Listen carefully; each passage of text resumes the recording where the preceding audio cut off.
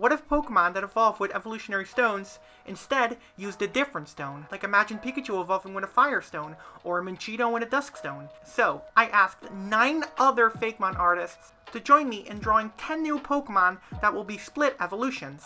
Everyone got assigned to them a random stone, and then they just went to this list and they picked one, excluding Eevee, of course. So, let's just get into it. So I had the Firestone, which was actually really exciting and kind of unexpected because I don't know, like fire types aren't like my forte, so it was kind of cool to just be like, yeah, here's like a type I haven't done much of before, and then like it's a really fun challenge to be like, okay, now what if I were to take something that isn't even fire type and kind of bring it in line with those? Obviously, you're immediately changing something else to make it a fire type, as opposed to like kind of keeping something even remotely in line with with like the original direction it's in.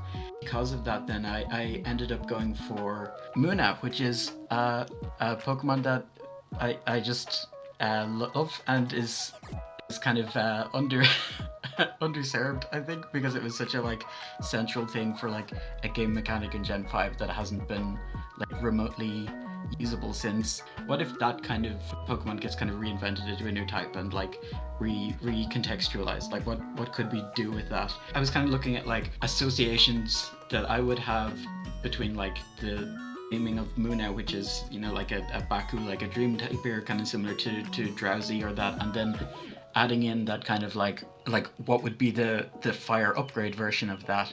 And I was thinking like fever dreams are kind of like a theme that I think is really interesting. There's a few kind of I suppose kind of like visual motifs you can kind of go with. Moon already has this kind of little sort of mystical gem on its forehead, so I wanted to turn that into a firestone itself, and then replace the theming of the kind of dream mist that Munna and Musharna have with this kind of smog effect.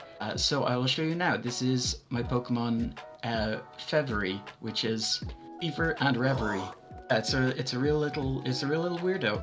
Like the concept of this one is basically that it is based on like heat wave induced dreams, which is something that like tends to happen to me a lot. Wow. So the concept for this one is it's kind of a heat wave specific feeder or variant that my Pokedex entry for it is: this Pokemon appears during heat waves, feeding on the dreams of uneasy sleepers. The gem on its forehead burns with the intensity of a fever when it does so.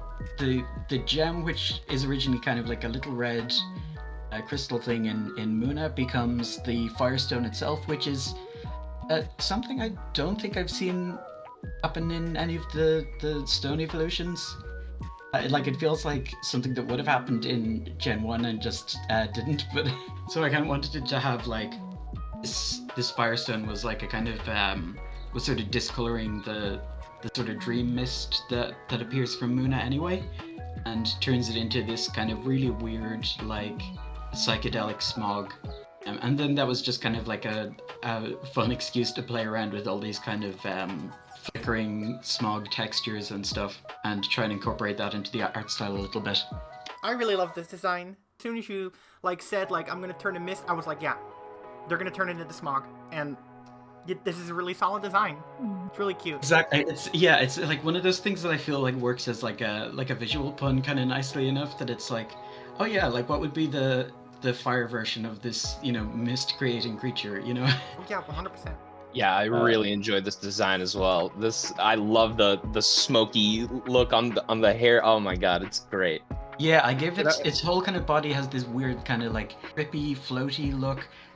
If you remember in that generation as well, there's like a Musharna specialist. There's the Elite Four member Caitlin, who has like trailing sleeve sort of arms. There's some really weird directions you could push like Munna's already bizarre shape into, because like Musharna goes such a strange direction for an evolution where it's like, if we made it more fetal, like it like devolves in some weird way where it's like, here's like let's come up with like an equally weird kind of push for it.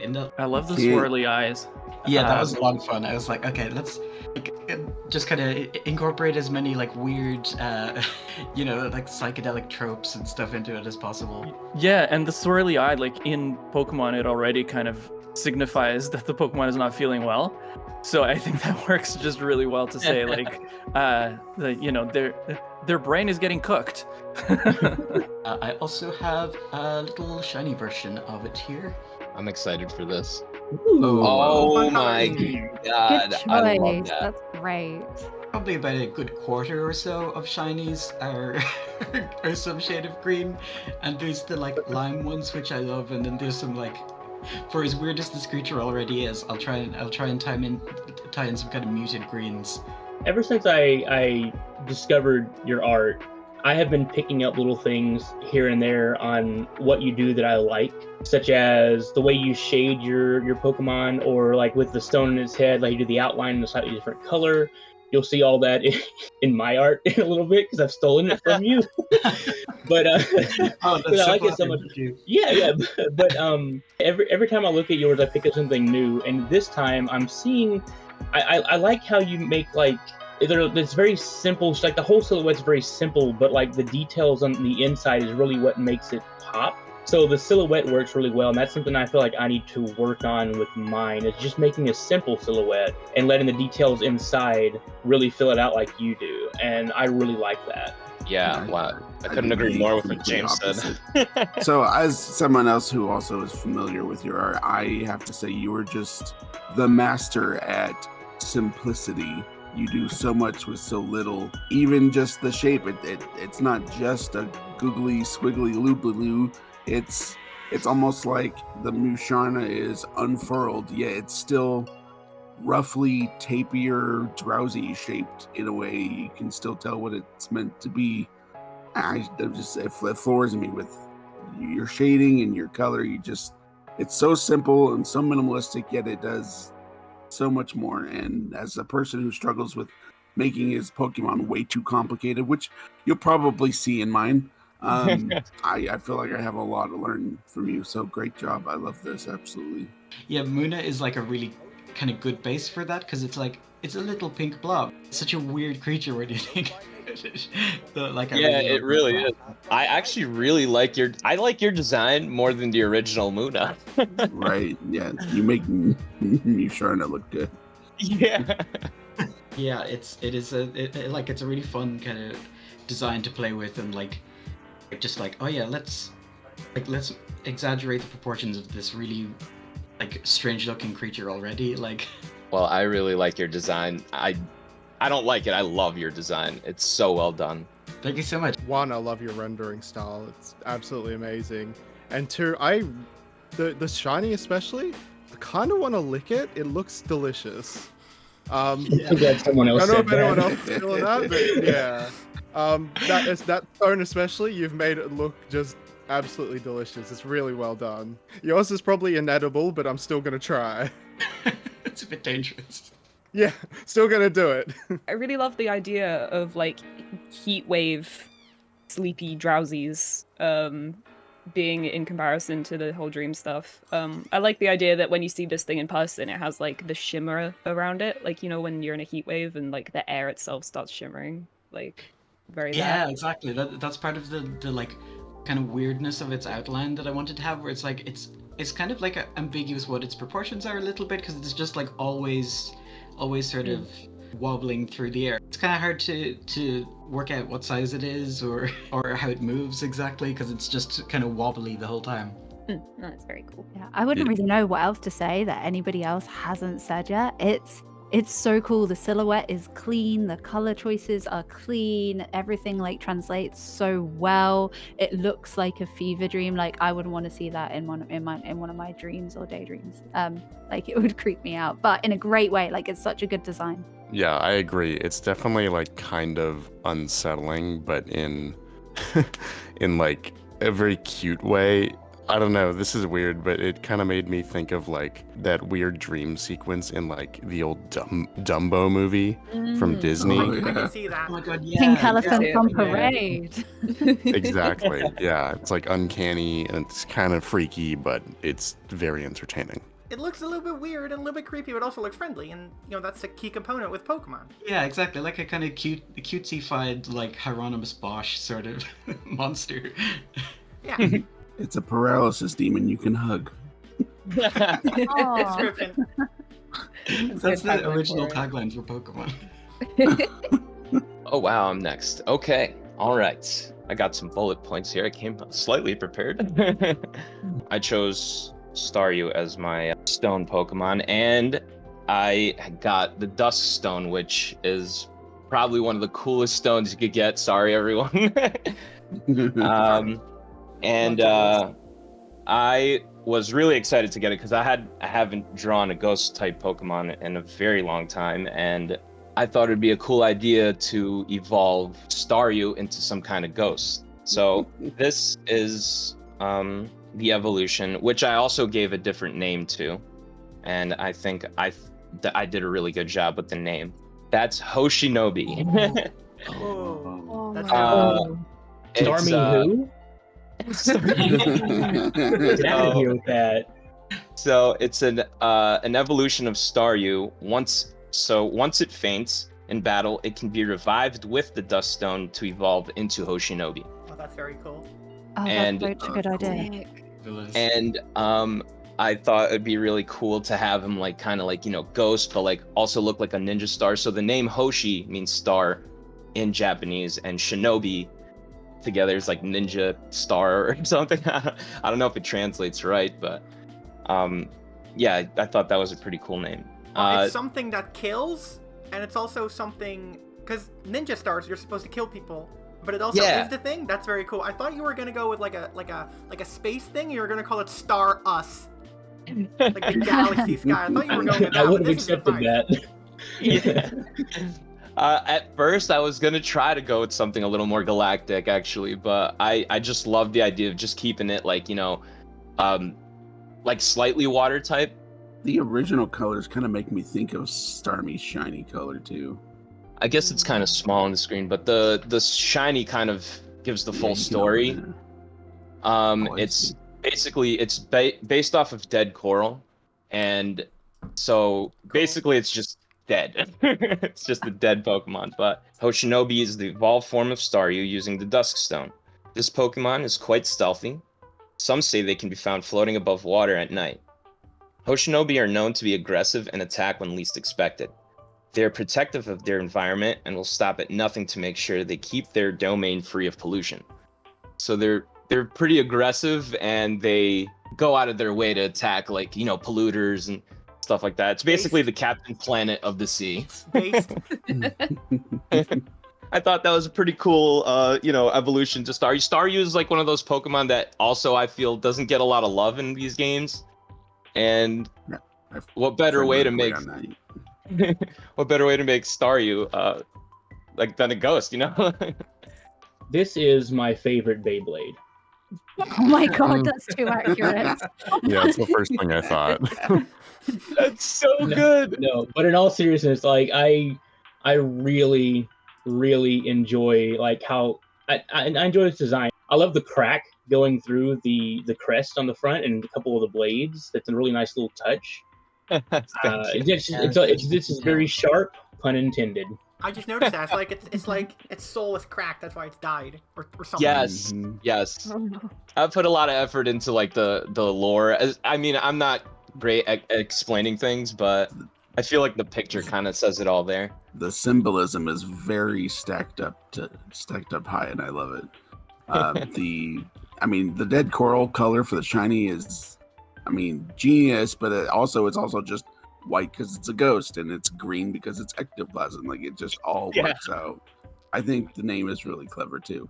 I love it. I love that the shiny as well has that real like Zelda boss hit it in the eye kind of effect of like like it really kind of like plays up the like kind of weird like it's a kind of a thing that Starmie has of that, like it's also kind of like a satellite dish, and it's kind of like an eye, and it's got all these kind of weird images going at the same time, and it really like brings those to the fore and makes it so kind of makes it really menacing and really like very kind of like eldritch in a really interesting way. Thank you. I also think it looks a little boss-like. I never really cared much for Starmie and Staryu and stuff until we got some of the 3D games on N64, and you saw how they were animated. and I had no idea that their little bits spin independently, and I think your design takes full advantage of that, and I think that's incredibly clever. I definitely wanted to go with like the ninja star thing, because of that. I can totally see this thing because it's a ghost type, like breaking apart the different layers of it as an attack and all launching at once. I think that would be really sick. Cool. Originally, I wanted to make like a small animation example of how it would attack, and it being a ghost, I wanted like the gem to kind of stay where it was, as that was its like, I don't know, like body, I guess, and then it would just throw its shell, since that's the like decayed part or the dead part at its enemies. I appreciate how it is very much like Starmie shaped, but it's also very clearly not like a Starmie variant. It being a alternate evolution, like something like Vileplume and Blossom, they don't look anything alike, and they're not meant to, right? But so in this case, they do actually look quite alike, but they also very unique, like very separate from each other. You've clearly used Starmie as an inspiration to some degree. This doesn't look like it is a Starmie. Am I making sense? Yeah, absolutely. I totally agree with what you said. I definitely use Starmie as my reference. I wanted to keep that, traditional like Starmie shape and everything, but Ninja Star. Yeah. Yeah. I think what helps with that is that Starmie, as uncanny as it is, has very discernibly organic elements. Like it's very clearly just like a sea star with a physical body. But this is like there's like contrast on both extreme ends, where it's like there's a weapon part of it, like the throwing star, that's very metallic and sleek. And then there's the ghostly, wispy element. So you're kind of separating it from Starmie just because you have both things that Starmie is not. Yeah, definitely. Everybody else has kind of said everything already. I love the Beyblade comparison to it. Kind of also looks like a Power Rangers boss as well. I can see it. Yes. It's been really bothering my brain. I've been sitting here for ages like, oh my god, what else does it really remind me of? It really reminds me of a Power Rangers boss. But I love it. It kind of has everything, including Pokemon. It's kind of like a real 90s aesthetic really thrown into one. And I really love that. Yeah, it's a very general design, very universal. Yeah, I can see it as a Power Ranger boss, a Beyblade, a Digimon. It can really fit in almost any of those 90s franchises. It works, and I love it. Here's another thing. I actually thought the same thing, because it's so... Staryu and Starmie in general are so un-Pokemon-like for a Pokemon. You know what I mean? Like yeah, totally. That's true. It's just an object. It's even more object than like Klefki. It's just like throw a star in there and yeah, let's call that a Pokemon.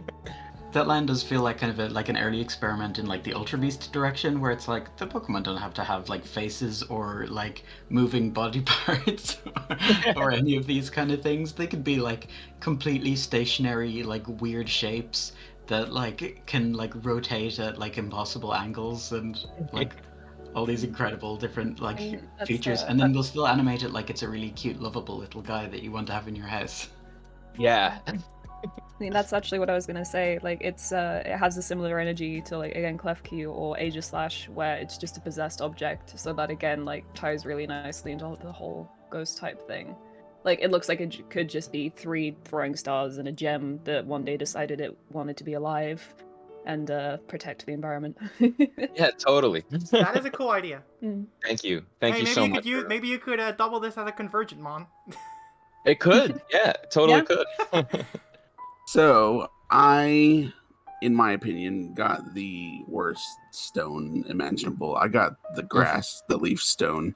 It's because I went through all the Pokemon that evolved by stone several times, and I'm like, I have no idea what to do, how to turn any of these things into grass Pokemon. I mean, yeah, you could do Ninetales with a bush for a tail, and it just felt really low-hanging fruit kind of ideas. And so I stewed on it for maybe a month, and I kept looking the list of Pokemon over and over, trying to come up with something that stood out, something that said, oh, this could be something clever or something different. During that time, I was playing a lot of Ghost of Tsushima, And finally, one day, I came between two Pokemon, and I was like, oh, it would work for either one, really. And then I got the idea by kind of merging the two, but I was like, oh, well, I don't like his thing this way, but I could give this guy a different one. So I ended up choosing Poliwrath. Because the idea was, I could give him a lily pad samurai straw hat. And I was like, well, Ludicolo kind of already has that, but it's a sombrero. So I decided to do a bit of both. So what I came up with is kind of a mix between a regional variant and like a slowpoke kind of branched Evo. So it's like a regional branched Evo. And let's see if it'll... I didn't change his name or anything. He is still just Poliwrath. So I think he would be, per his dex entry, it's certain Poliwhirls that live in a certain environment. What if this Pokemon got invaded by an invasive species, aka Ludicolo, and had to defend its area against these invasive Ludicolo that didn't belong there? And so I had a Poliwhirl who lives in a bamboo kind of wetlands. And all these Ludicolo show up, and a few Poliwhirl are able to craft a held item called the Bamboo Blade to defend their swampy bamboo wetlands. Oh my! And then God. after, Oh, that's awesome. Oh, That's wow. so fun. Whoa, dude! No, it kind of looks like it's very Ludicolo's skin. That's horrifying. Yeah, That like makes cut up a it- Yeah. Ludicolo. No. Oh my gosh! Wow, what an amazing design! That is so well done. so the idea is that the Poliwhirl, a few of them that are brave, stand their ground, and they take some bamboo and they craft a simple blade out of the bamboo, and they start defeating Ludicolos. And then after that, they're able to evolve via the Leaf Stone, which they couldn't usually do before. And so their trophies that they have removed from the Ludicolo evolve with them, and it also evolves their blade into a finely tuned katana. Color-wise, I did a couple of symbolic things here. If you look slightly in his hat where it's ripped, you can see he's got the Poliwhirl antenna that comes out of the back of his head. Well, it goes through the hat, wraps around the hat, and then pokes out, because that's how he holds his hat on. They don't really have heads. So he can literally like lift it a little bit and lower it more to be more mysterious. I like literally thought of the animation to it. So the hat is technically hovering above his head. He's just holding onto it with his polytoed antenna. And that's what I did with the coloring, is like, since the Leaf Stone is about grass, so I did kind of like the growth and maturity aspect. So he's something between a toad and a Poliwag now. So he's not quite a tadpole, he's not quite a frog. He's something in between. And then I gave his white gloves a little bit of a kind of a leather armor, but I did it with the colors of the original Poliwrath when he was almost a purplish blue. Oh god, he's also wearing And then those Pokemon. Yeah, the more I look at this, the worse it gets. I don't think. Way. Yeah, I know. I don't think it evolves with the grass stone. I think it evolves with the Ludicolo. I love the sheath, like the little bamboo thing. It's so nice. I also love the fact that you went samurai and I went ninja. I Right. was gonna say we've had two Japanese inspired ones in a row. It's beautiful. All your Poliwhirl needs is just a little Hoshinobi throwing star on its waist, and you're good.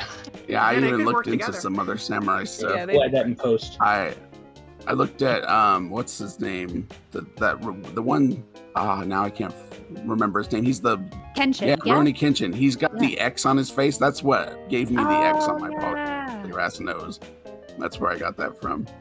I also gave him the wooden sandals, but they're not clothing. They're like an evolved growth on their feet, which allows them to run through marshy terrain without being slodged down. It'll almost make it look like he's running on the water. Does he do the Naruto run? And now he probably does. I No, hope he Naruto does this Pokemon run. For some reason, to me, this is screaming Generation 3. Is anyone else getting that? It's like the style of That is shading Gen. or something. It reminds me of Gen 3. Or am I just Now crazy? I was thinking 2 Yeah. or 3. I had to look at the art a Yeah. little closer, but yeah, it was definitely. I Give was me a gonna little say Gen something about 2, that yeah. actually. It's definitely a good blend of like pretty much all of the generations you insert, like you put into it. It still has a little bit of that Gen 1-iness to it, you know what I mean? Like it has like that what's the artist? I forget his name. Ken It has yeah. Sugimori? Sugimori. Yeah, it has like the little bit of like that white watercolor-ish look to it. How It's dare like you it's like forget a his bit name? bland. Shadings. Yeah, how dare I? You're fired again. Yeah, I'm fired. You're gonna be. I did use a lot of brushes for this. And to solve the Ludicolo having a sombrero thing, I had like the edges of all his triangles all torn up to more resemble a straw hat.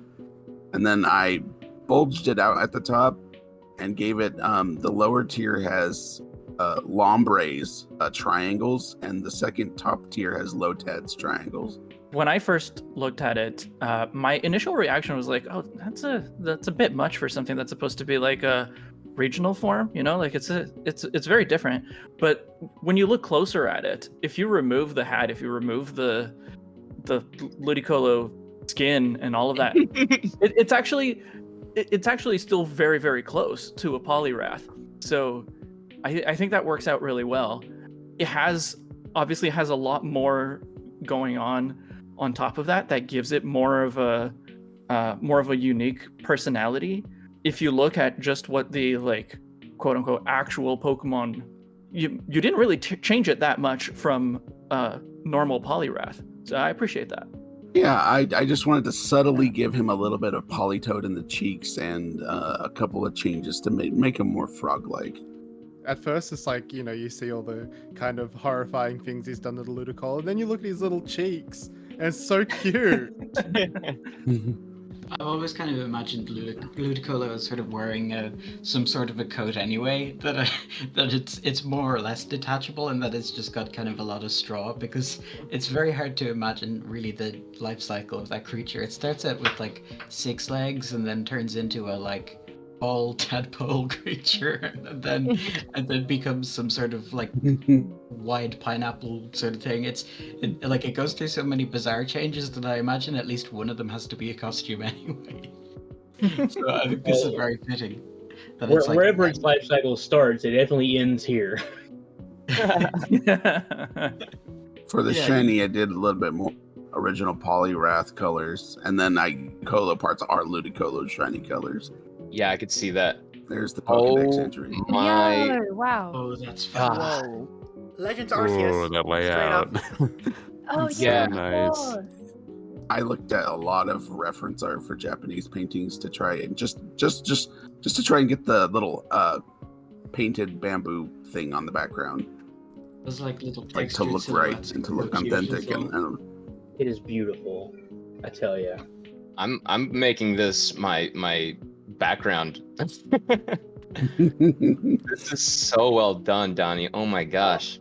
I love the little stats, the little X's and a little like half triangle for a part of a point. It's so just the little details in this. yeah. They're just so cool. Yeah, there's just so much I had to going come on. up with a little system. There's even like the shiny little things are like that style too. It's so cool. I feel like you went above and beyond on your Pokedex entry, Yeah, and I had so much fun with the Pokedex entry. And there's even picture on there and everything. Wow. So I got the Water Stone, which, in my honest opinion, is probably one of the more boring ones for me. Mainly because I'm just not a big fan of water types in general. But I knew that there was one in mind that I really, really wanted to do when I was looking at the list of stone evolutions. And it was Sotodle, and I'm like, oh yeah, I can turn it into just a water whale, but Just straight can't up find whale. yeah, I was like, that's a bit too boring. I mean, you know, you got to be a little bit more creative than that. And so I was like, what other weird ones could I do? And then I saw my sweet little boy Darumaka Galarian form, and I was like, what could a little monkey get from a water stone? And I don't know if any of you all know about sea monkeys. They're not monkeys, obviously, but when I was a child, I definitely thought that.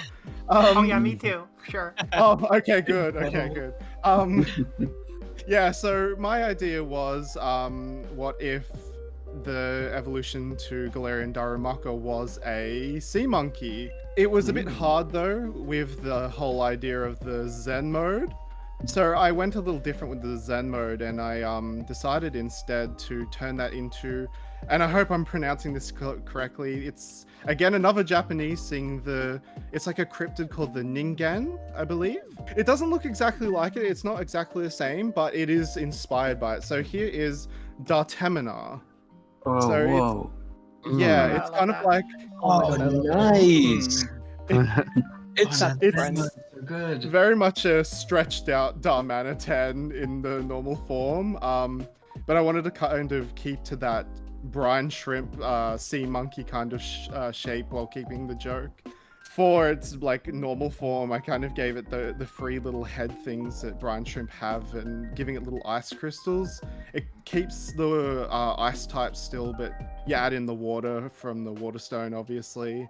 And in its Zen mode, it would be water ghost instead. Wow. For its dex entry and shiny colors, I kind of like when I do like regionals and all that, very much to have it kind of harken back to the kind of original form. So the shiny colors for Dartemina is actually just the normal Darmanitan Hell colors. yes. I That's love a great that. idea, though. Yeah, that no, works I so love well. doing that. Yeah. Dartemina are mainly sea-dwelling Pokemon, preferring cold saltwater-based environments. The colder the water, the better. Dartemina have strong muscles to allow it to swim incredibly fast, and their large fists allow it to easily burst through ice, lining the tops of water. This ambush tactic is how Dartemina get most of their prey. On land, it awkwardly walks around on all fours, but can slide around on snow and ice when it needs to get somewhere faster. Entire ships have been wrecked due to sliding Dartemina. Oh my That's gosh. so brutal. That's so brutal. I love this. Nice. I love its yeah. little shell form. I forget what it's called, but oh my gosh, I love Yeah, this the design. very solid one. Yeah. Yeah, I It's so imagine good. it's kind of, it would float in the air and that water ring around it would just slowly spin around. Very eerie, very creepy. Yeah, yeah. Oh, dude. I love how intimidating the Pokemon is until you look at his tiny little feet and you're like, oh. Toby. So appropriate. It's appropriate Sliding as around well, like a though. penguin. The little toe beans. The fact The that wa- it has like a kind of Zen mode thing works so well as well with the sea monkeys, because they're supposed to be like animals that can be like rehydrated and will be in crypsis until like they're put underwater, which is like, it's such an amazing thing to incorporate. The water stone Yeah. definitely comes across in this design. I love the little wave pattern you gave on his little sleeves too. Yeah, it was, it's funny. It's kind of like a third sort of Japanese-inspired Pokemon here as well. Very inspired by the I don't remember the name of it, that wave painting that you see Yes. a lot for, yeah. I've actually much done a inspired rendering by of that. I was just thinking that it's giving very yokai. Oh, yeah, for sure. Yeah, it does. Yeah, 100%. Yeah, this is my favorite yokai watch. No, don't say that. Okay, fine. It's not my favorite yokai watch. Damn it. Yeah, because Darmanitan's kind of based on Daruma dolls anyway. I didn't want to take too much away from sort of the Daruma side of it anyway. So that's mainly where the original like design comes from. Is that Daruma doll mixed with a sea monkey, which isn't a real monkey. I love the 3 prongs on it because it brings me back to the days when we would go camping, and Grandma and Grandpa had just a huge stack of old Disney comics, and in literally every single one of them there was an ad for the sea monkeys, and they were like this little like naked family of humanoid fish people, and they have the 3 prongs. And the thing I like about the shiny the best is he has that skin color like they do in the ads. They have like little people color. I always thought they were so creepy, and I literally thought that's what they look like in real life. I was like, what? If you say sea monkeys, I will think of the little naked people before I think of brine shrimp. So yeah. This is so good. I love that like it's combining so many like inspirations in a way that feels really, really fitting. That it's like a ningen as like a giant sea monkey is like also such a good like concept in itself. I love the idea of like combining those inspirations into it. Yeah, it was kind of difficult to figure out what to make the Zen mode, especially when you just got a sea monkey for the inspiration. Have you ever seen And it those worked. videos of like whales sleeping and they're sort of floating vertically in the water? Because it's giving like that's sort of what it's reminding me of a lot. And it's That's really, what it really reminds me cool. of. Yeah. Oh, it was on the That's tip so of my cool. tongue. Like, what have I've seen this before, and that's it. Whales sleeping. That was unintentional. I actually haven't seen that. I've seen the seals sleeping, kind of spinning around, but I've never actually seen whales sleeping. That's interesting. I think it's specifically the sperm whale, but yeah, it's super cool. Is the pattern on like the body? Because it looks very watery. And you said it's fur, but like its hair kind of sticking out around the arms. It looks like that also flows freely into the water. It's like fur acting as water. I kind of imagine that like the whole thing is very streamlined and almost like, you know how Vaporeon kind of turns into water as its kind of lore entry. I feel like Dartamina would do the sort of same thing. Yeah, I can definitely imagine that. I can totally see that. I think you did a really good job at capturing the kind of attitude of the Darumaka family. So like it has the really large, like disproportionate arms. Like it's really goofy looking, but also really intimidating at the same time. Like it looks like it would like destroy you while laughing. And like that just feels really fitting for all of the versions, all of the iterations on the Darumaka line. So I think you capture that perfectly. Yeah, I love all of the Darumaka line, so I really wanted to do this justice and keep it as goofy as possible, and I think that plays really well into the sea monkey thing as well. I don't have too much to add. I agree on the last comment that it's not really Darumaka unless it's super goofy and out there. So yeah Yeah, I just love 100%. that. I got the Dawn Stone, which is an interesting stone. The other stones, they got something going. Dawn Stone, to me, it just seemed like a very, very gendered stone. And, because, you know, it evolves a male Curlia into a Glade and a female Snowrunner into a Frostlass. So it's like, okay, I gotta do something with that. I gotta, like, pick a Pokemon and then give it a gendered evolution. Then I eventually decided on evolving Jigglypuff. Male Jigglypuff, to be exact. I was a little bit hesitant, but then I thought of all the fun ideas I could do with it. You know, you got, it's got kind of a candy inspiration going on, the whole line. It's got a balloon, you know, so I was thinking, okay, well, what's something that's commonly associated with masculinity? Well, fighting. So, I just thought of a Jigglypuff evolution that just fights people. And it's like, really annoying about it, and it loves to fight, and it's still made of candy, but it's a little bit of that sweetness can kill kind of candy. It's hard to explain. I'll just show you all. This is the Pokemon that I chose. It is called Giggly Ruff. Nice. Exactly what I envisioned. The name alone makes me Fighting want. Jigglypuff. That No, great that is a name. fantastic name. My lord. Best name. Yeah, It's definitely. like It's if definitely someone great. took a Hitmonchan and put it in like a trash compactor and just squeezed it up, and it's and I love it. The explanation you gave is definitely Jigglypuff. Yeah, so Oh, yeah. I was like, okay, so it's a balloon. So what if it just pumps up one of its arms and makes it into a boxing glove, into a fist? You know, and it could maybe stretch them out because it's made out of candy. It could be like that stretchy kind of candy, and it could like just straight up punch people like Luffy, you know, something like that. If you look at the design, you might be able to tell that it also resembles a punching bag in a sense, and it also resembles, like, if you look at boxers and you look at their heads, but they have like a sort of like shape, like the helmet around them. That is I something get I it, also yeah. wanted to put into the design. I was told that it looks like a hot dog, which is okay. I also gave it lopsided ears because I don't know, it just seemed cooler. I was thinking of putting the hair up in a bun, but that seemed a little bit too much, because, you know, Jigglypuff and Wigglytuff and Igglybuff, they're not very detailed, so I wanted to make sure that this Pokemon was very simple in design. And the little twirly pastry on top, that with Jigglypuff and Wigglytuff is a cream puff. With this one, it's a snack that is from Luxembourg, because this one is going to be my Low Countries based region.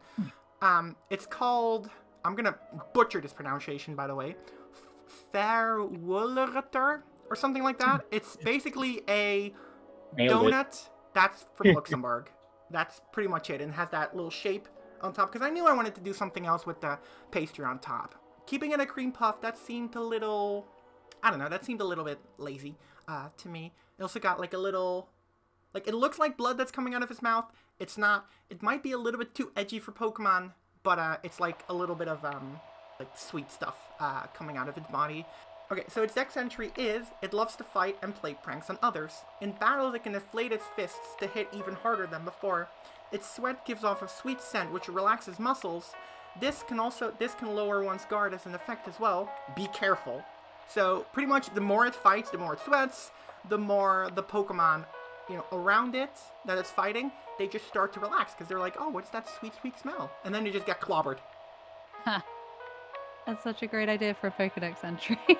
The idea of it like bleeding donut filling is so funny as well. Jelly donut. This Pokemon definitely knows Sucker Punch then. 'Cause Oh yeah. you distract it and then you punch it and yeah, just I love it. It's awesome. Someone finally doing something with the idea of like the Jigglypuff line having like Buff and Tough in their names, and but it's just really strange. Like Igglybuff, it's like, ah yes, this one is this is a buff little guy. This perfect orb. I think the name suits it very well, and I actually do like that you put the ears down to resemble the head guard. I think that's a really clever idea. It's like Jigglypuff, because Jigglypuff always gets so angry in the anime, right? So it's like it finally managed to own that like power and use it. Yeah, I got too angry. The thing that I like that you said something about being able to like puff up its arms. I literally imagine it like doing like they do in the Looney Tunes, where they like blow on their thumb and get all buff. Yeah, that's sort of the idea. Yes. Like it's very. Yeah. It's a very like a hothead and like a. I think it needs a form change when it does something like that, where it literally has like the upper body of a Machamp. Oh, I just It's all jelly. It's just. Be a great Gigantamax form or something. Right. Oh, for sure. I really like the shading on the hands as well. Like it really looks like they're actually inflatable, which is something that I don't think they really show with the shading on Jigglypuff and the rest of the line. But here I can really see like those hands are going to inflate and actually punch something and do some damage. On the same like note as what Donnie was saying with like the cartoon like blowing up its fists to get bigger, I can see it as Pokemon having like sort of a signature move akin to like Bide, where each round they like do another breath into their fist to make it bigger and bigger until like 5 turns later just like the max damage or whatnot. Wow, It just that's the a thought solid of that idea. it sounds pretty cool to me, and I that's what I thought when Donnie mentioned like the cartoon character blowing up their fist in the cartoon for a big punch. And I imagine that this Pokemon's arms are like normally more like the little nubs that Jigglypuff and Wigglytuff have, and maybe just like the tip of the nub is a different color. That I can imagine this coming out of the Pokeball looking still kind of Jigglypuff-esque, but then immediately like blowing into its fist, and then it inflates into these giant balloons. I like that idea a lot. Yeah, that's definitely the idea. Yeah. I really like the idea that when it punches, it makes like squeaky toy noises, because I feel like that would suit it quite well. Oh yeah, no, for sure. I definitely thought of that, and like also like cartoon, like the bwam bwam. Like, you know when someone gets like hit in the face with a dodgeball in a show, and it makes like that noise? That's like what I imagine it sounds like when you get hit by one Yeah, of like those. the dunk dunk dunk. Yeah, Oh yeah. for sure. Oh, definitely. I definitely wanted to have like very cartoony vibes with this Pokemon. I was assigned, in my opinion, one of the more boring stones, as everyone else has said, pretty much. but that thing is kind of part of the challenge. It would have been as fun if I would have gotten like one of my favorite stones or something. So I got the shiny stone, actually, which I haven't dealt with a lot because it only evolves like 4 Pokemon: Togetic, Roselia, Minccino, and Floette. But I wanted to do something kind of a little different with it. So the Pokemon I chose to evolve with the shiny stone was Lampent, and I will post that. So it's a kind of an alternate to Chandelure. And I'm already imagining what it's gonna be. oh yeah, let's see if you got close. I did get close. Did you really? Oh. Okay, good. Oh my god. So its name It's so is cute. its name is Chandeluster, and so it and I'm gonna go ahead. I'll just go ahead and put the Pokedex in here too. You actually. literally used the shiny stone. Yeah, I know. That's kind of what I wanted to do. So instead of it being like a ghost Pokemon, it kind of like revitalizes Lampent into the home decor item it's supposed to be, which is a chandelier. And we don't have enough. Yeah, we don't have a lot of nice home decor Pokemon, really. You know. So I wanted to do that. I wanted to change. I wanted to take Chandelure back in time to when it was nice and pretty, just not ghosty. And that's a challenge for me because I really like ghost Pokemon, and when I draw, I feel more comfortable drawing darker themes, that kind of thing. I really challenge myself to go the other way and do something bright and nice and neat. And I wanted the shiny stone literally to shine this Pokemon up. I like sort of building the stone into the lore. And I also did the same thing. I do the same thing with the shinies also. So the regular one is gold, and the shiny one is either silver or platinum, whichever one you like. Yeah, I really like the shiny. Thank you. I love Yeah, the the fact shiny's that like great. its head has that like disco ball glow. That is it's such a fun like spin on that concept, because I already love Chandelure, and like reworking that into like what would like a more like modern and less gothic and more disco version of that look like is so good. There's 2 things that I really enjoy. Well, one, Chandelure being one of my favorite Pokemon just because of how like obscure it is, and the fact that it looks like your design, it's giving like 4 thumbs up, like, yeah. I'm doing okay. I love this design. I still wanted to keep it a part ghost. It's Ghost Fairy, so I wanted to keep it part ghost because I sort of envision this as still like the Pokemon possessing an item. So it's still a ghost. It's just it's in a nicer shell. Ghost Fairy is like one of the like consistently best type combinations. It's like Mimikyu, Fluttermane, and then also like every Ghost Fairy Fakemon is always extremely good as well, because it's such a fun like confluence of ideas. Because it's like, well, what if we use the like spooky creepy and the fun creepy version into some sort of just like really weird thing? It's always really perfect.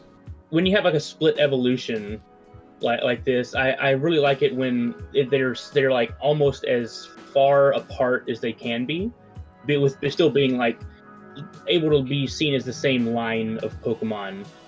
So this is just very much, I try to do the absolute opposite of Chandelure, and I was actually really happy with. I didn't actually have to redo this design hardly any. I sketched it. I think I sketched it like 2 or 3 times, but it came out pretty much the same because I didn't find much that I wanted to change. I just liked it right off the bat, so I just kind of continued with it. I love how it's almost like the complete opposite of Chandelure. Chandelure's like the complete darkness, and this is like the brightest possible one you could get.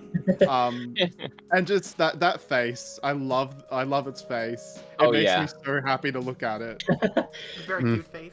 I tried to keep the same face structure, how like the eyes are around, and the mouth on Chandelure is just a line between the eyes, but it's kind of flat and has the 2 like lines going vertically to make him like a skull mouth with teeth and whatnot. But I wanted to give this little curve, so it's like a little smile, and it makes me happy too when I see it. And that's why I kept that part, because I'm like, that's my favorite part of this design. I think is just how it's just happy. It's a happy little mon. Yeah, I love Such a positive Pokemon. Yeah, I love that it's literally the opposite in every single way, but it just makes so much sense. Like the second you said Lampent, I was like, where on earth are they going with this? But this just makes sense. I love it. Thank you. And one last little detail. I like that I made it where the glow on the actual lamp part, it grows brighter the more connection it has with its trainer. So yeah, that's it. That's a little Pokedex entry. It's the brightness of its lamp is very much connected to its connection and soul of the trainer. Yeah, I see that in your Pokedex entry, and you just made it 10 times cuter. Only 10? All right, 100. At least 11. Come on. 11, yeah, I will give you the times. 11. Thank you. Yeah, until we get the light type, this works so well as a fairy type. It's so wholesome. Yeah, I kept love wanting it. to make it a light type, but one day we'll get that. I like that you changed the position of the head to the very top. I feel like there's some symbolism in that, but I'm probably not smart enough to explain it. I see where your head's at. Yeah. Higher to the heavens. There's definitely symbolism there. I'm just wasn't smart enough to come up with it, but trust me, it's there. And your little diamonds are done very well. Thank you. No, really, really great. And that's part of the rendering process I stole from Fiona over there with the outline not being black, and same thing with the head. I was assigned the Sunstone, which I don't know. I felt like it was a bit of a strange one because my first instinct was like, oh my god, what type, what like other typing am I going to even think about making my Pokemon? Because most things on there are grass, weirdly, which I do get because like sun, like flowers, plants, etc., like there's a really easy link there. But in the end, I thought that maybe something easier to go for would be something that normally evolves with the Moonstone, but make it evolve with the Sunstone instead. I know that's like easy pickings, but and Clefairy is, I think, would fit really well into that because, like, Clefairy's aliens, it is homesick. That's why it evolves with the Moonstone. And I kind of thought, okay, well, what if instead of being homesick, if one day they went, you know what, sod this, there's a good life to live out there, and they started being in the sun, what would be the initial kind of impact of that? Like, and realistically, the initial impact of that would be a significant rise in vitamin D in their system. And vitamin D, an extra vitamin D affects your skin, your bones, your hair, and your muscles. So I thought it would be really interesting if that kind of became another fairy fighting type. Ooh. So basically, you told your to go outside and touch grass. Literally, and this is kind of how she ended up when I tried to incorporate all of that into it. It's like giving you a hug. Yeah. A very, very sharp hug. I would He looks accept this so hug. friendly. This is such a good counterpart to the Jigglypuff. Yeah, it definitely Oh, is. yeah. Yeah, I feel kind of bad. This is the third fairy in a row, and like, It's a good typing. and the second fairy fighting type. But yeah, it just kind of makes sense. And I liked that there was already a premise of there being the Sunstone used to get a fighting type out of Hisui and Lilligant as well. That made me feel a little bit more comfortable with my choices. So it kind of like, it becomes more mammalian, which is why, so the Clefairy and Clefable don't have like the secondary stomach coloring on them, like a lot of early generation Pokemon mammals do. Yeah, so it's kind of like, so it's more mammalian, more like hanging around on Long Beach. What would this Pokemon look like? As that, I just find the Probably eats a lot more kids, like in general. Oh my god, no, don't say that. No. This was meant to be wholesome. It's like you want to give it the biggest hug, but you know it's gonna hurt so bad. It fits with the whole Sonnet thing. And, yeah, so because like the extra bone stuff as well, like it also grows really tall, so it's now like much higher than like your standard human is. And yeah, and then for the shiny, I just basically went with the same shiny colors that that Clefairy and Clefable already have, because that was consistent, and it kind of looks cute like that. So yeah. I think it's really cool that it looks much more human because it lives on Earth. Yeah, that was also, that was the kind of I forgot about that. Yeah, that was the other like thought process that I had going into it. Like, what if if it's starting to spend more time outside, let's say in the sun, on the beach, is it going to try and like assimilate into human culture instead of trying to hide away from humans actively like Clefable and Clefairy do? And yeah, that's why it kind of has a more humanoid shape as well. I think my favorite part about this, and really Fakemon artists in general, is how much lore and background they cram into their designs. Like, that's what we're begging Game Freak to do in general. So we just do it on our own. And you thought about vitamin D, and I was like, that is so cool. No, it's only because I went to like literally when this was like being done, I went to the doctors to get a blood test, and I was like really low on vitamin D, and they were like, oh, you need to look out for this affecting your skin, your hair, your muscles, etc., etc. So this was actually kind of like easy because I'd already had this conversation with the doctor. Inspiration comes from anywhere. You could tell this thing's got a lot of vitamin D with those luscious locks. And I love that it still looks like Clefairy. It has like that Clefairy face. I love that you gave it the little two teeth too. Yeah, because it's like we have two fairy fighting types, and one of them is balloons, and the other one is sharp. Uh-oh. No. I'm so sorry, Primo. It's gonna be coming to yours. That's why they're such perfect counterparts. Like, they actually work really well. Like, Jigglypuff and Clefairy are counterparts in the games as well, in a way. So it just makes perfect sense that these two would also evolve in this way. Exactly. Like, I can almost imagine, like, you know, I'm sure Game Freak would come up with better titles than I'm thinking of now, but something like Pokemon Round and Pokemon Pointy. Oh yeah, and of course it is called I forgot to say about the name. Yeah, it's just called Clefita because like Vita, like Vita, like, because I had to stick the Clef in front of it, Clefairy, Clefable, but then and then it's just Vita as in like vitamin D. Yeah. Vitamin D. And also Vita also seems to me like vital as well. Like vitality, which gonna and like it's a little fighter. Yeah, I didn't realize that until saying it out loud, like literally just now. Yeah. Clefita. Fighter. And it's also got fit or fight. So it works in every possible way. Yeah.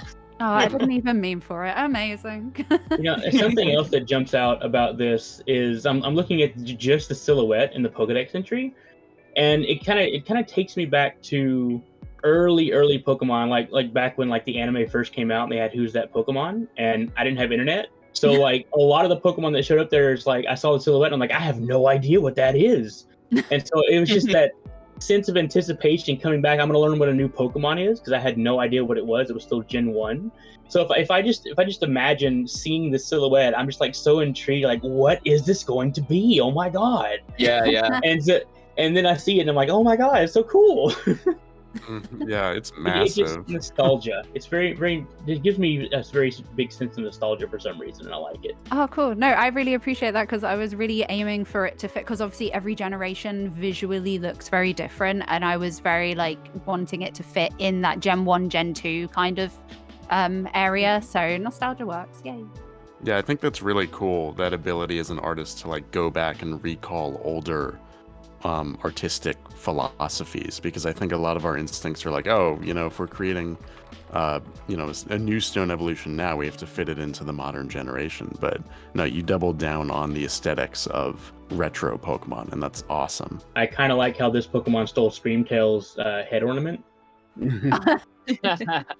Yeah, I did take inspiration from that, but just because that is literally like another pink fairy Pokemon that is like got hair, if that makes sense.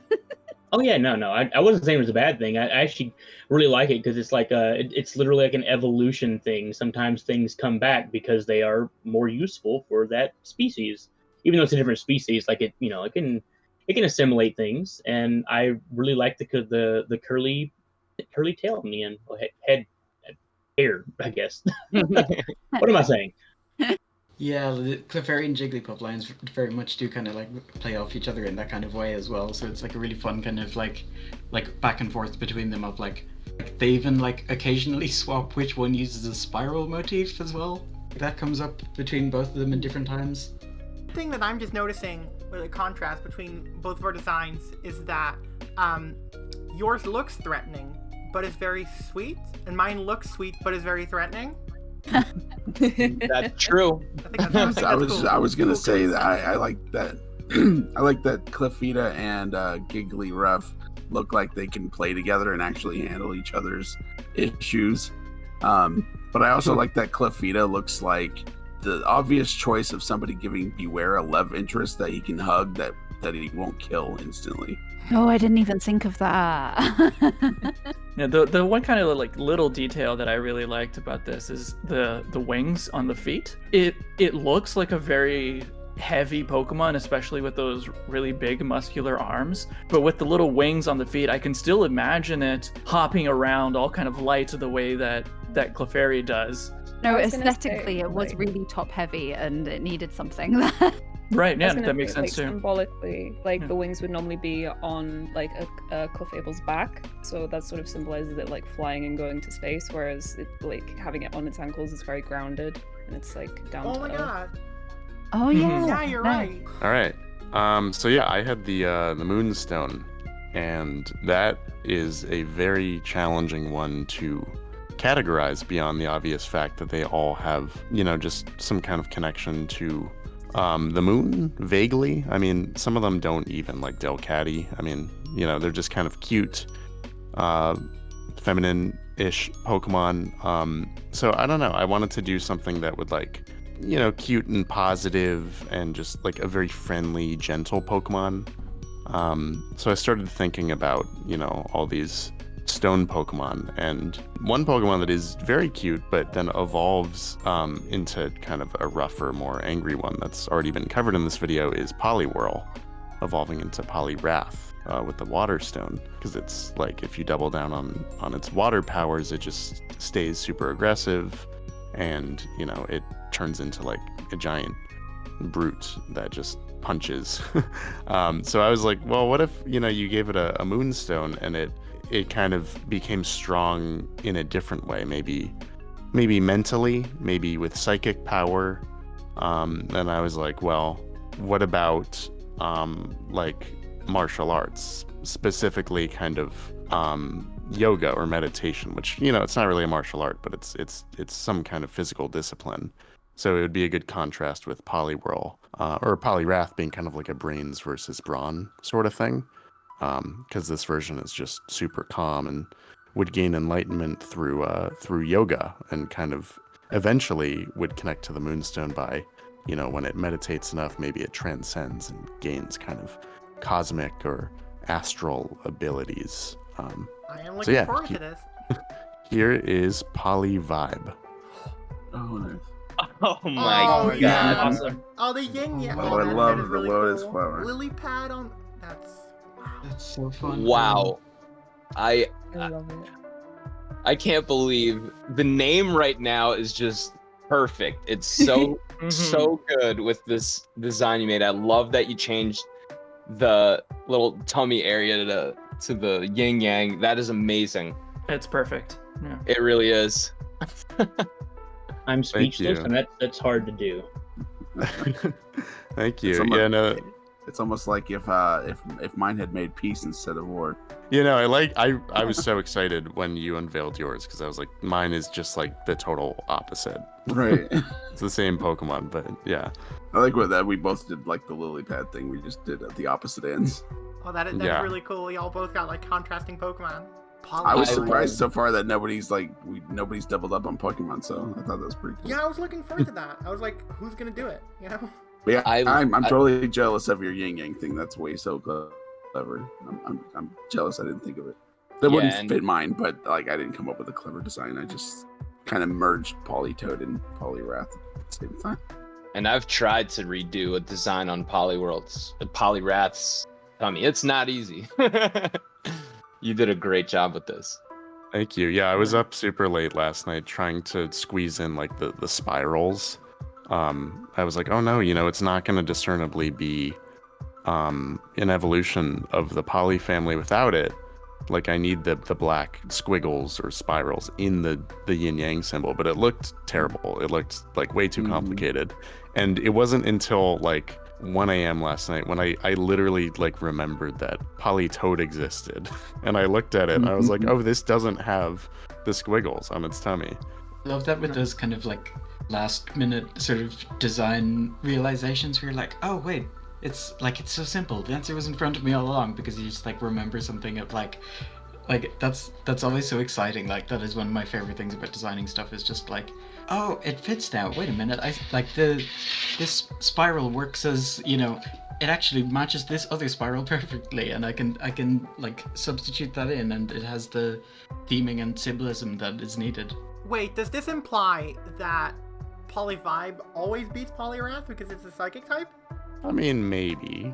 I think it's two different kinds of strength. I definitely... That's what I wanted to get at. I definitely like how it doesn't look like Poliwrath that much, but it also doesn't look like Polytoad too much. It's like its own thing, and I really like that. I really like that, because it's doing its own thing. I really like that. Like, and the gloves too. So it's very clean design, like unbelievably clean in a great way. Love it. Yeah. That's what I wanted to talk about, because like the design is fantastic in many ways, but there's two kind of things that I noticed. One is that like almost everything in the Poliwag family is very like round, like all of the edges are very round, and in this one all of the edges are very sharp, but it still maintains the like it's still recognizably a member of the Poliwag family. So that kind of sharpness to its features just gives it a really interesting contrast. But then because of the coloring and the yin yang that kind of calls back to the swirly belly, it still feels like it belongs. And the other thing I wanted to say is that the colors are fantastic. The pairing of the like lotus flower pink with the green, that's already really nice, but then the purple in the middle just kind of completes the package really nicely. I love the kind of color scheme that you went with. It's a really great use of that, like using like several curved lines to create like right angles sort of effect. These kind of flowing lines that together make for a few like kind of sharper points that feel more like they kind of like reinforce this sort of like teardrop lotus shape. It's really, really good. I really like also that the color scheme is actually like just as chill as what Polyvibe is. Like everything about it is just so chill, and I really like that the pose itself is so balanced. Everything about it kind of just screams like it is a chill Pokemon. It is the Polyvibe. Like, I love how just chill everything about it is, from the colors to the pose and everything. Yeah, I could connect to this Pokemon on a personal level. Yeah, same. I can't decide if it has mainly round shapes or sharp shapes, and it keeps me looking at it and keeps me wanting to figure it out. It's like perfectly round in a sharp way and sharp in a round way. if that makes sense. Like, because someone mentioned how like it didn't have a lot of sharp angles, and I was sitting there thinking, I'm like, there's plenty of sharp angles. And then I started looking, I'm like, no, wait, most of it's round. And I'm like, no, wait, most of it's sharp. Like, what is going on here? And so it just keeps me looking at it, and that's kind of what I like about this Pokemon. And it's just, I think it's overall just really well done. Thank you. Yeah, I initially sketched it from, I think pretty much all official Pokemon art. I could be mistaken, but it's always at some kind of angle. You never get like a front-facing thing, and that was really a tough decision for me when I realized, like, okay, the stomach pattern is only going to come out if I just draw this Pokemon head on. And I've never done that before. I think that was a good choice, to be honest. Mhm. It really drives home the whole balance thing. I think it also adds like a real important human element because this one looks so humanoid. And when I think of psychic, you think of intelligence, and when you think of intelligence, you commonly think of humanoid. So that's dope. I have a little bit of an animation thing that keeps playing in my head looking at this guy. I just imagine him sitting like this, and then maybe my Polyrath is there, and he's trying to get this guy to help him fight the Ludicolos. Like, they're here. You need to help. And so he refuses. He's like, all will be well in time. What Pokemon does Polyvibe murder to evolve? Laleep or something. I think yeah. Polyvibe converts another Pokemon. He doesn't murder, he converts Yeah, them. that's true. I was given the wonderful task of using the Thunderstone, which, as many of you have said, was not my first choice. So going into this, I was hoping for something cool like a Dusk Stone where I could make it like spooky, or like a Dawn Stone, because I really loved how sort of abstract and free those were. Whereas when I was thinking Thunderstone, all I was doing was just going through the list of evolvable Pokemon and thinking I needed to like turn into a robot, which is, it's not what I wanted to do. It's like too easy. So I went through the list and I picked out a couple that I thought could maybe be cool. Like with, I had Ceruledge, Gallade, and Aegislash picked out because I really like the idea of giving it like lightsabers. Ceruledge would have been insanely cool. Yeah. Wow. Going for like a Star Wars route. And then I also had the idea of doing Heliolisk, because although it is an electric type, it's actually a Sunstone evolution. But I couldn't think of any way to sort of make it more electric-y. And I thought that there wasn't anything fun happening in my brain. So eventually, and this is where we get our first proper duplicate, I landed on Lampent. Yay! We're getting 2 Polyworlds and 2 Lampents. Oh yeah. You said Lampent earlier, and I was like, oh no. I can already imagine this one too. Yeah, I mean, I was very close to doing a design that was super similar to yours as well, so thankfully I didn't go that route, but I have sketched out, you'll see in a bit, literally one of my beta sketches was a lamp. Oh my god. Like a more domestic style lamp. So again, thankfully I didn't go that route. However, what I did do was I went with a sort of another type of lamp, but less sort of domestic style. I went with a neon light, and the resulting design does not look like any Pokemon. I think it might look good in a 3D game, but drawn was really difficult, and you'll see why. So this is Neonabra. Ooh. Oh, that is. Yeah. Oh, whoa. That's very interesting. Yeah. So obviously it doesn't look anything like most Pokemon, but like because it's literally made of light, trying to find a way to make it look more Sugimori was fairly impossible, like considering I can't really shade it. And like the lines have to be colored, and so I just sort of decided to do my own thing. Anyway, so I made this little fella. It's basically just a big long tube of neon that sort of coils itself into different shapes. But it's most comfortable in this sort of familiar shape of a chandelier. And its Pokedex is, this Pokemon illuminates dark city alleyways. The glowing gas inside is made up of the electrified spirits of the wayward souls it has lured from their bodies, leaving what's left to roam the streets forever. That was dark. Kind of emo. Wow. Yeah, I sort of took inspiration from like Drifloon, where it sort of spirits away people that get lost in the city, and then leaves their husks lying around. Yeah, lovely. Such a dark descriptor with such a vibrant Yeah. little thing. Oh, I love this Well, that's how it design gets you. too. Thank you. Yeah. Yeah. Come down like- this alleyway. Yeah, it's safe. You won't lose your soul. It'll be fine. Before you said the Pokedex entry, I was just there like, yeah, he's a fun little dude. I'd like to be friends with him. Oh, maybe Like, not. no, he's a murderer. I was gonna make it more friendly, but then I had the idea of like the gas inside literally being people's souls. And I was like, okay, that's too cool. I have to go with it. Like, no, it's not a friend anymore. It's It's not a Pokedex entry unless it's nightmarish. What I really like is that it looks like Chandelure, but then like in its purest form. Like that's what it's giving me. And like this is what's like inside the Chandelure without shell. the physical body, and it's just electricity. Because I feel like there's a connection you could make between ghosts and electricity, because whenever people sense ghosts, they have a radio thing with them or something, right? No, there's something called a spirit box, which goes through different radio stations in hopes of like stringing words together. Yeah, that it's giving me that, like 100%. And like neon, just as a Pokemon, it's never been done before. But I really do think that that's a cool idea, because I always think this when designing Fakemon, is that sure, I wanted to give off Pokemon, but I don't want to restrict myself, because Game Freak doesn't really do that, so obviously there are some limits, like Digimon, but I do still think that this fits the Pokemon. I like it.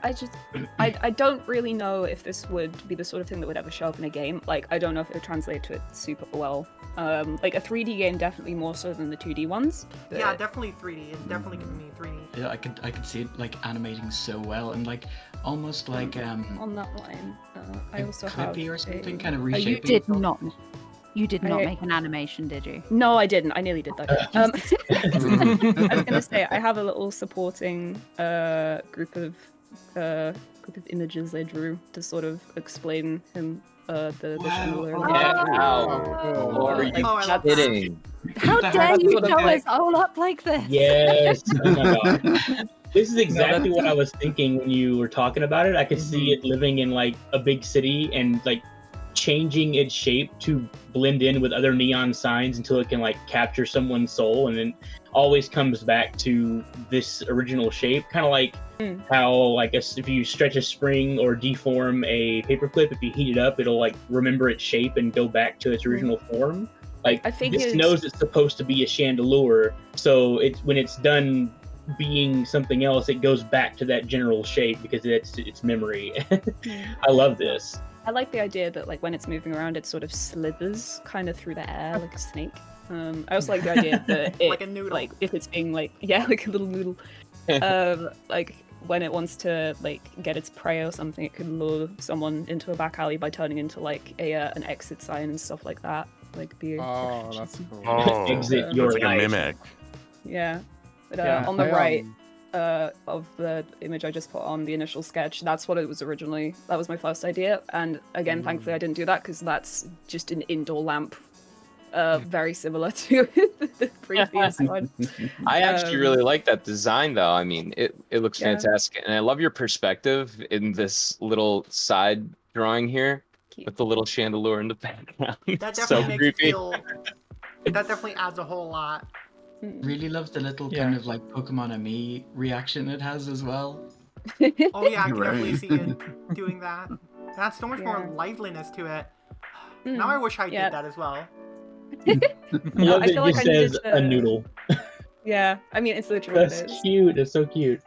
I love the doodle. I because actually really it's- like the doodle as like its own form, to be honest. Yeah, I little think wiggly that is the boy. Pokemon as well. Yeah. If the gas is sort of the essence of Chandelure, like if that burned somewhere else, if it was burning in an electrical system, it would be that without any of the fire or anything, any of the physical form, but it would still work in the same way. And I really like that kind of the framing of it or recontextualization of it is so good. It's an abstract little fella for sure. I think this reference sheet like really helps to sell how it would actually work as a Pokemon. I felt like I really needed to do it because just the drawing itself is very 2D, whereas like again, I feel like it would work much better in a 3D space. Yep. So it Even needed that the drawing, context. even that drawing that you have on the top right, the first color version, I think that's like actually really close to what a Sugimori like rendering of this Pokemon would look like. That was my first drawing of it, and I was trying to go for that as close as I could, but it just wasn't quite as dramatic as I wanted it to be. Right. Definitely went in the right direction. On top of the fact that I absolutely love the effect you gave the little gas flamey parts on the main design. The first thing I thought of when I saw this was it animated in battle being hit, and I just imagine it like kind of wavering back, wiggling backwards, and then it doesn't have any expression maybe or something, and then so as it's hit, its whole body kind of flickers and sparks like a busted fluorescent bulb. Or like when it's like super weak and you got the doo-doo, doo-doo, and it's like flickering like a busted fluorescent bulb. I think that'd be awesome. Wow. Yeah, now I'm thinking about it in like a dark alleyway, and like you're just walking, and then you see like the lights flicker all around you. That'd be so scary. You're like, oh no. And if it was like in a game, like the only way you could find it is to go into a city and figure out which neon sign was fake and was actually one of these kind of gimme goal situation. You have to go. Oh, that'd be so cool. That does sound I like really the cool. idea that it's kind of like the unknown in Legends Arceus. Yeah. It's just sort of about. Yeah, I did real quick. I did also do a shiny because you guys did one, and I wanted to feel included. Just a speedy little. It's the same. Oh, thing. yeah. Yay. Let's go. 100%. If I saw this and then did the ooh ooh, I would just go to it. I would get my soul eaten. Oh, for sure. It's worth it. Yeah, it's that kind of like Grievard effect of like, oh, yeah, that's okay. You can you can hang around. You can have my soul. You it's fine. I don't need it. Just take it. I don't mind wandering these alleyways forever and a days. I just want that one hug. A small okay. I love the idea of like it like fainting in battle and just kind of turning into this little noodly thing before going into the Pokeball. It's like turning into a pile of spaghetti on the floor. Like when you retract the measuring tape. Yeah. This might be my favorite design so far. This is like, it's so unique and like different, and the way you just drew everything, you came prepared. The reference sheet, like, I mean, it just adds so much definition to it and really sells the overall point of the Pokemon and how it worked, and just it's amazing. I really love the contrast that this has with Lampent, because like Lampent, it looks so fitting for like you could definitely imagine it just kind of hanging from like a Victorian lamppost or something like that. This one also just looks really fitting, but in a completely different context. Like I can imagine it like in a cyberpunk or like a Blade Runner kind of situation, and it would just like blend in perfectly with the background. Obviously, they are very different Pokemon, like Lampent and Neon Abra. They are completely different in terms of their body shapes, but they can serve the exact same function, just in different contexts. I picture it waiting on top of a bar and just waiting for all the drunk people to come Yeah. and just taking their souls. No, that would be me if I had a drink. I would wander outside and be like, oh my god, fun little day. Bye-bye. Pretty lights. Oh no. The Ice Stone is a fairly straightforward stone, but there hasn't been too much that's been done with it. Like, it's only been around for a short amount of time.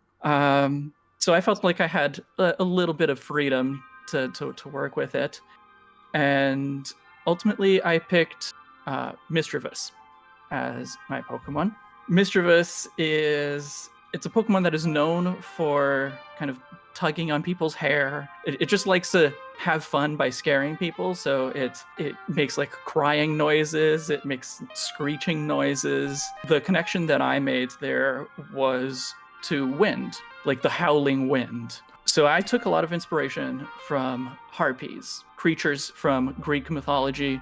Basically, they have the head and torso of a human woman, like from the waist down, bird legs and tail, and they have wings. And they are associated with storm winds. Oh, and there's an interesting kind of dichotomy in harpy lore. Some descriptions say that they are the most beautiful thing you've ever seen, and some descriptions of them say that they're the most hideous monsters you've ever seen. So I thought that was really interesting as a theme to lean into. So I think I can send you the drawing now. And I'm excited to see Harpy Misdreavus. Yeah, I actually just looked it up, and you explained exactly. Oh, what? Yes. Oh yeah. Aww. It's That's adorable. Oh, Awesome. wonderful. Instead of going for ice as in like frozen water, I used it more as for like freezing wind kind of thing. So That this is more really of a unique. oh, thank you. That's an awesome idea. Or winged Oh, design. I'll So good. so this is called Misery. Oh my I love god. that shiny. The shiny that is shiny is so good. amazing. Such The a shi- great name too. It's got a little shiny- beak on the. Awesome name. Yeah. Oh, I've just clocked the silhouette. The silhouette is so like great just as it is. Oh yeah, it really is. It's so terrifying. Looks like the Gorgeous. back end, like its feet in the silhouette. It looks like it has longer legs. Makes it look Yeah, very right. humanoid. So you can see that I made 2 different Pokedex entries for it that have very different vibes to kind of lean into that dichotomy of is it beautiful or is it scary? And this wasn't entirely intentional, but it really worked out where if you look at just the silhouette, it looks frightening. But then if you look at the actual Pokemon and you can see its face, it doesn't look frightening. Like that looks very friendly. Oh, the duality. That's genius. You guys were commenting on the shiny. I tried a few different things, but I pretty much knew right away that black and white shinies, people just love black and white shinies. They are just And so And Yeah. the red is Yeah. the perfect pop.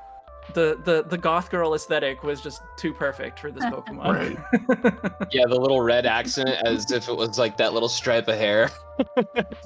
Exactly. give it I shadow. I like the callback to the Paradox Mischievous where it has that one off-colored bit of hair on the wing hair thing. Yeah, I Yeah. definitely looked at Fluttermane for some inspiration as well. You know the dinosaur Microraptor where it has that same kind of like 4-winged silhouette, like its legs are also kind of developing into wings.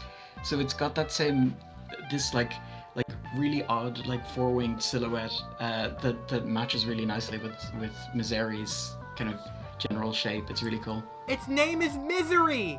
It's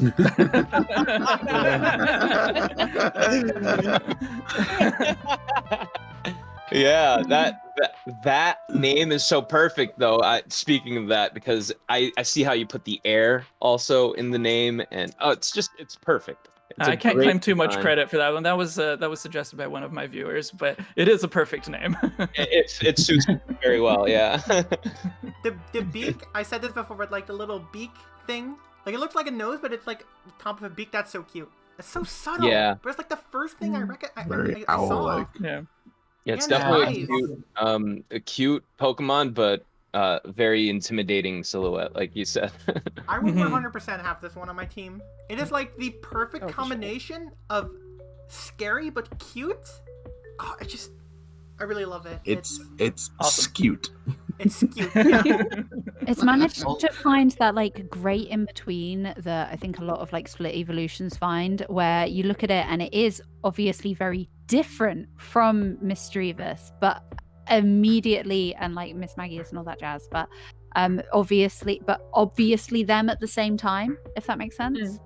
Yeah, that was really important to me. Like, because I feel like that's the case with most split evolutions. They're not meant to look like a regional form, right? Like, they have to have their own identity. So that was something that I worked on a lot. Like, if you look at the kind of endings of like Mistrevous's hair looks very hairy. The endings on Miss Magis's like dress and things like that, they're very sharp. And on Fluttermane, they look a lot like feathers. And so I had to pick like some kind of ending that was neither of them. That was none of those. And so I went with this kind of flowy, kind of raggedy, but trying to lean into Almost the windy it- thing of it. It's like almost flame-like, What I Sure. also like is that it's especially in the like, silhouette. What I It's also like a like is phoenix. that Mischievous is, to my knowledge, also based on Medusa's head, which is Greek. You got a heart piece in there, which is also Greek. Yep. Had to lean into the hair part as well. At one point, I did have the wings like coming out from the body, but that just made it seem that wasn't mischievous enough. right? So I had to make the wings be part of the hair as well. The hair wings are just a really cool visual. Like it reminds me a little bit of the way kind of Berserker plays up entirely different things about Meowth than Persian does. That it's like, okay, what if we actually didn't have that previous evolution and we're just starting afresh from the first stage. It feels like that as well, where it's like a really interesting, like, let's take a different angle from Misdreavus and work with those motifs. Yeah, I mean, you did exactly what a split evolution should do. You built upon the base form rather than trying to compare it to or have it, be some parallel to Miss Magius. No, like you just looked at the base form, Misdreavus, and just went in your own direction. And that's perfect. So it totally stands alone. I just had two little kind of design details that I wanted to point out. The coloration comes pretty much entirely from harpy eagles, which are real animals that share a name with the harpies. So they're kind of white and gray, and they have this kind of wild crest on their heads that was also very fitting to work with the hair element of Misdreavus. And the other thing is that a quite prominent element of the mythological harpy is that their breasts are visible, and I wanted to use that in the design, but I didn't want to take like a Nidoqueen route. So I adapted the ring of gems, the collar of gems that Misdreavus has, into icy gems, but I placed them where the breasts would be. I would not say that this is, a Pokemon with breasts in the way that Nidoqueen is, but I wanted to make sure the representation of that element was there. Yeah, it's a nod to the reference. One thing I love the design. First of all, everybody's already said like everything that I was gonna say, but something that keeps like nagging in my mind here is I'm reading the Pokedex entry and it says it like stalks its prey for hours.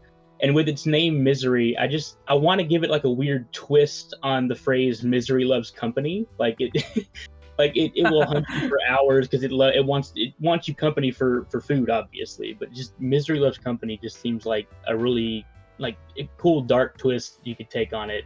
I love that. Okay. Is that it? Did we get it? Are we done? Did we do the thing? Oh my god. Did we complete the task? I think we did. Yeah. I didn't show you guys the other 3 Pokemon I drew. No, I'm kidding.